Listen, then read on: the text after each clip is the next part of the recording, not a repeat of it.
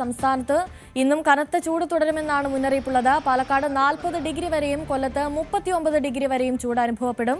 ഇന്ന് സാധാരണയേക്കാൾ 3 മുതൽ 4 degree Celsius വരെ കൂടുതൽ ചൂട് അനുഭവപ്പെടുമെന്നും മുന്നറിയിപ്പുണ്ട്.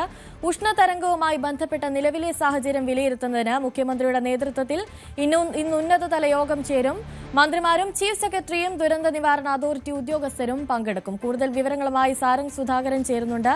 സാരംഗ, ഗുഡ് മോർണിംഗ്. ചൂട് അതിന്റെ പാരമ്യത്തിലേക്ക് എത്തിയിരിക്കുകയാണ്. മഴ ലഭിക്കുന്നുണ്ടെങ്കിലും അതൊന്നും ഒരു ആശ്വാസമായി നമുക്ക് കരുതാനാകില്ല.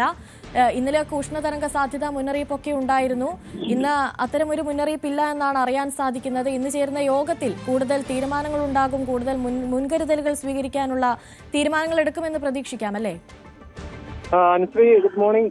ഇന്ന് ചേരുന്ന യോഗത്തിൽ അതുമായി ബന്ധപ്പെട്ട ചൂടുമായി ബന്ധപ്പെട്ട നിർണായകമായിട്ടുള്ള തീരുമാനങ്ങൾ സർക്കാർ തലത്തിൽ ഉണ്ടാകുമെന്നാണ് പ്രതീക്ഷിക്കുന്നത്. കാരണം കഴിഞ്ഞ 2 ദിവസം ഉഷ്ണതരംഗ സാധ്യതാ മുന്നറിയിപ്പ് കേന്ദ്ര കാലാവസ്ഥാ വകുപ്പ് അറിയിച്ചിരുന്നു. പക്ഷെ ഇന്ന് അങ്ങനെ ഒരു സാഹചര്യം നിലവിലില്ല.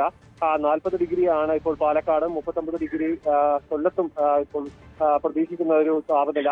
അതുകൊണ്ട് തന്നെ ഇന്ന് വലിയ രീതിയിലുള്ള ഉഷ്ണതരംഗ സാധ്യതയിലേക്ക് ഇപ്പോൾ നിലവിൽ മുന്നറിയിപ്പ് ലഭിച്ചിട്ടില്ല. പക്ഷെ എന്നാലും ഈ ഒരു സെൽഫ് ലോക്ക്ഡൌൺ അടക്കമുള്ള മുന്നറിയിപ്പുകൾ സർക്കാർ തലത്തിൽ നൽകിയിട്ടുമുണ്ട്. ചൂട് തുടർന്ന് തന്നെ നിൽക്കും. ചെറിയ രീതിയിലൊരു വേനൽ മഴയുടെ സാധ്യത തിരുവനന്തപുരം അടക്കമുള്ള ജില്ലകളിൽ ഒറ്റപ്പെട്ട സ്ഥലങ്ങളിൽ ഈ ഒരു വേനൽ മഴയുടെ ഒരു സാധ്യത നിലനിൽക്കുന്നുമുണ്ട്. പക്ഷെ ചൂട് അത് വലിയ രീതിയിലുള്ള ഒരു കുറവ് താപനിലയിൽ രേഖപ്പെടുത്താൻ പോകുന്നില്ല എന്നാണ് ഇപ്പോൾ കേന്ദ്ര കാലാവസ്ഥാ വിഭാഗവും സംസ്ഥാന ദുരന്ത നിവാരണ അതോറിറ്റി അടക്കം നൽകുന്ന വിവരം. കാരണം ഇതുമായി ബന്ധപ്പെട്ട് ചൂട് മെയ് ആദ്യവാരം വരെ കൂടി നിൽക്കും. പിന്നീട് ചെറിയ രീതിയിലുള്ള വേനൽ മഴയ്ക്കുള്ള ഒരു സാധ്യതയുണ്ട്. പിന്നീടായിരിക്കും ഈ ഒരു ചൂട് കുറഞ്ഞു നിൽക്കുക എന്നായിരുന്നു തുടക്കം മുതൽ തന്നെ ലഭിച്ച മുന്നറിയിപ്പ്. അത് സ്ഥിരീകരിച്ചുകൊണ്ടുള്ള രീതിയിലാണ് ഇപ്പോൾ പ്രതിദിന റിപ്പോർട്ടുകൾ പുറത്തേക്ക് വരുന്നത്. ഇന്ന് ചേരുന്ന യോഗത്തിൽ ഇതുമായി ബന്ധപ്പെട്ട്, കാരണം കഴിഞ്ഞ ദിവസവും സൂര്യാഘാതത്തിന്റെ കേസുകൾ റിപ്പോർട്ട് ചെയ്തിരുന്നു, മരണമടക്കം കണ്ണൂരിൽ റിപ്പോർട്ട് ചെയ്തിരുന്നു. അങ്ങനെ ഒരു സാഹചര്യം നിലനിൽക്കുമ്പോൾ കൂടുതൽ മുൻകരുതലുകൾ എടുക്കേണ്ട ഒരു സാഹചര്യമുണ്ട്. അംഗനവാടികൾക്കും ചില ജില്ലകളിലെ പ്രൊഫഷണൽ കോളേജുകൾക്കടക്കം അവധി നൽകിയ ഒരു സാഹചര്യം നിലനിൽക്കുന്നുണ്ട്. അതുകൊണ്ട് തന്നെ സംസ്ഥാനത്തിന് മുഴുവനായി ഒരു പ്രോട്ടോകോൾ അല്ലെങ്കിൽ ഈ ചൂടുമായി ബന്ധപ്പെട്ട കൂടുതൽ മുൻകരുതലുകൾ എങ്ങനെ എടുക്കണം, അതുമായി ബന്ധപ്പെട്ട തീരുമാനങ്ങൾ എന്തൊക്കെ, കേന്ദ്ര കാലാവസ്ഥാ വകുപ്പിന്റെ നിർദ്ദേശങ്ങളും ഒപ്പം ദുരന്ത നിവാരണ അതോറിറ്റിയുടെ നിർദ്ദേശങ്ങളടക്കം പരിഗണിച്ചുകൊണ്ടായിരിക്കും ഇന്നത്തെ നിർണായക യോഗത്തിൽ തീരുമാനമുണ്ടാകുക. ഇന്ന് മുഖ്യമന്ത്രിയുടെ നേതൃത്വത്തിലാണ് 11 മണിക്ക് ഓൺലൈനായിട്ടാണ് അപ്പോൾ യോഗം ചേരുന്നത്.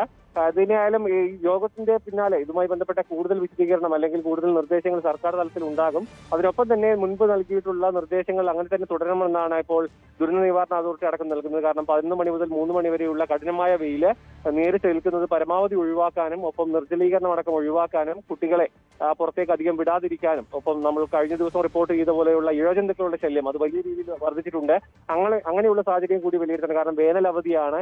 അങ്ങനെയും ആ രീതിയിലുള്ള പ്രശ്നങ്ങളും ഒപ്പം പ്രായാധിക്യമുള്ളവരെ അടക്കം ഈ സൂര്യാഘാതത്തിനടക്കം സംരക്ഷിച്ചുകൊണ്ടുള്ള രീതികളെല്ലാം പിന്തുടരണമെന്നാണ് ഇപ്പോൾ കേന്ദ്ര കാലാവസ്ഥാ വകുപ്പും ഒപ്പം സംസ്ഥാന സർക്കാർ നൽകുന്ന നിർദ്ദേശങ്ങൾ. ശരി, സാരംഗ് സുധാകരനാണ് കൂടുതൽ വിവരങ്ങൾ നൽകിയത്. കൂടുതൽ വാർത്തകൾക്ക് News 18 കേരളം യൂട്യൂബ് ചാനൽ സബ്സ്ക്രൈബ് ചെയ്യുക.